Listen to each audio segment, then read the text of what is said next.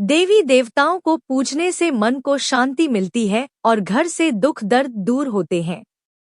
इसी कारण पुराने समय से ही ये परंपरा चली आ रही है। कहते भी हैं कि जब कुछ समझ में न आए तो सब भगवान पर छोड़ देना चाहिए, वो सब अच्छा ही करते हैं। इसीलिए जिन घरों में हर रोज पूजा की जाती है वहाँ का वातावरण सकारात्मक और पवित्र रहता है। दरिद्रता दूर रहती है। दीपक और अगरबत्ती के धुएं से स्वास्थ्य लाभ होता है। इससे नुकसान पहुंचाने वाले सूक्ष्म कीटाणु मर जाते हैं। शास्त्रों के अनुसार पूजन के लिए कई आवश्यक नियम बताए गए हैं। इन नियमों का पालन करते हुए पूजा करने पर श्रेष्ठ फल प्राप्त होते हैं। महालक्ष्मी सहित सभी देवी देवताओं की कृपा मिलती है। यहाँ जानिए 21 नियम जो कि घर के मंदिर में पूजा करते समय ध्यान रखना चाहिए। 1. किसी भी भगवान के पूजन में उनका आवाहन, आमंत्रित करना, ध्यान करना, आसन देना, स्नान करवाना, धूप दीप जलाना, अक्षत, चावल, कुमकुम, चंदन, पुष्प, फूल, प्रसाद आदि अनिवार्य रूप से होना चाहिए। 2. पूजन में पान का पत्ता भी रखना चाहिए। ध्यान रखें, पान के पत्ते के साथ इलायची, लौंग, गुलकंद आदि भी चढ़ाना चाहिए। पूरा बना हुआ पान चढ़ाएंगे तो श्रेष्ठ रहेगा।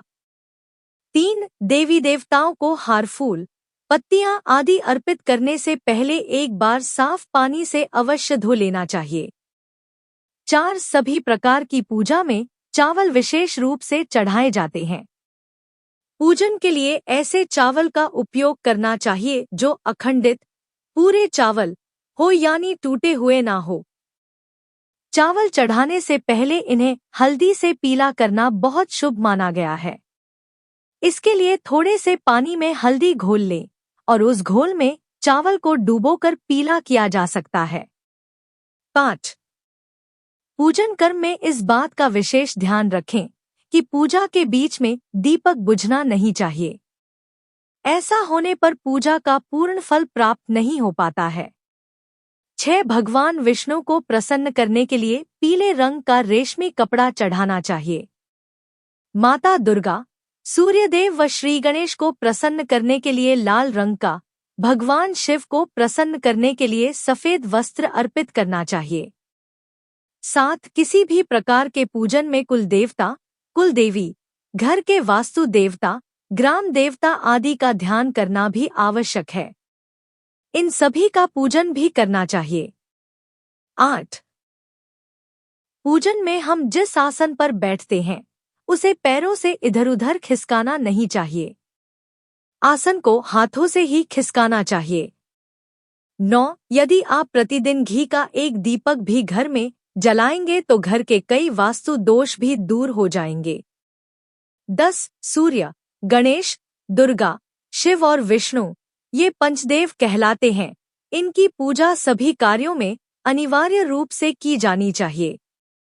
प्रतिदिन पूजन करते समय इन पंचदेव का ध्यान करना चाहिए। इससे लक्ष्मी कृपा और समृद्धि प्राप्त होती है।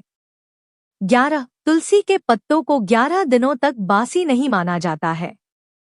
इसकी पत्तियों पर हर रोज जल छिड़क कर पुण्य भगवान को अर्पित किया जा सकता है। 12. दीपक हमेशा भगवान की प्रतिमा के ठीक सामने लगाना चाहिए।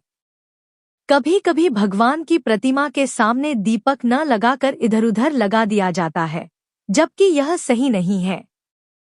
13. घी के दीपक के लिए सफेद रुई की बत्ती उपयोग किया जाना चाहिए, जबकि तेल के दीपक के लिए लाल धागे की बत्ती श्रेष्ठ बताई गई है। 14. पूजन में कभी भी खंडित दीपक नहीं जलाना चाहिए। धार्मिक कार्यों में खंडित सामग्री शुभ नहीं मानी जाती है। 15. शिवजी को बिल्व पत्र अवश्य चढ़ाएं और किसी भी पूजा में मनोकामना की सफलता के लिए अपनी इच्छा के अनुसार भगवान को दक्षिणा अवश्य चढ़ानी चाहिए, दान करना चाहिए। दक्षिणा अर्पित करते समय अपने दोषों को छोड़े का संकल्प लेना चाहिए। दोषों को जल्दी से जल्दी छोड़े पर मनोकामनाएं अवश्य पूर्ण होंगी। 16. भगवान सूर्य की 7 श्री गणेश की 3, विष्णु जी की 4 और शिव जी की आधा परिक्रमा करनी चाहिए। 17 घर में या मंदिर में जब भी कोई विशेष पूजा करें तो अपने इष्टदेव के साथ ही स्वस्तिक, कलश, नवग्रह देवता, पंच लोकपाल, षोडश मातृका, सप्त मातृका का पूजन भी अनिवार्य रूप से किया जाना चाहिए। इन सभी की पूरी जानकारी किसी ब्राह्मण, पंडित से प्राप्त की जा सकती है। विशेष पूजन पंडित की मदद से ही करवाने चाहिए ताकि पूजा विधिवत हो सके। 18 घर में पूजन स्थल के ऊपर कोई कबाड़ या भारी चीज न रखें। 19 भगवान शिव को हल्दी नहीं चढ़ाना चाहिए और न ही शंख से जल चढ़ाना चाहिए। 20 पूजन स्थल पर पवित्रता का ध्यान रखें। चप्पल पहनकर कोई मंदिर तक नहीं जाना चाहिए। चमड़े का बेल्ट या पर्स अपने पास रखकर पूजा न करें। पूजन स्थल पर कचरा इत्यादि न जमा हो पाए। 21 मंदिर में लगे सूखे हार फूल हटा देने चाहिए। यह तमाम जानकारी जनरुचि को ध्यान में रखकर दी जा रही है। ज्योतिष और धर्म के उपाय और सलाहों को अपनी आस्था और विश्वास पर आजमाएं। वीडियो का उद्देश्य मात्र आपको बेहतर सलाह देना है। इस संदर्भ में हम किसी प्रकार का कोई दावा नहीं करते हैं। दोस्तों, अगर ये जानकारी उपयोगी लगी तो हमारे चैनल धार्मिक कहानियां भजन एंड कीर्तन को लाइक करें, कमेंट करें, शेयर तो जरूर करें और चैनल सब्सक्राइब करके नोटिफिकेशन को ऑल पर सेट कर ले। वीडियो पूरा देखने के लिए और हाइप के ऑप्शन पर क्लिक करना न भूले। आपका सहयोग बहुत ही मायने रखता है। ऐसी और नई वीडियो देखने के लिए हमारे चैनल को सब्सक्राइब करें। वीडियो पूरा देखने के लिए धन्यवाद। जय मां लक्ष्मी।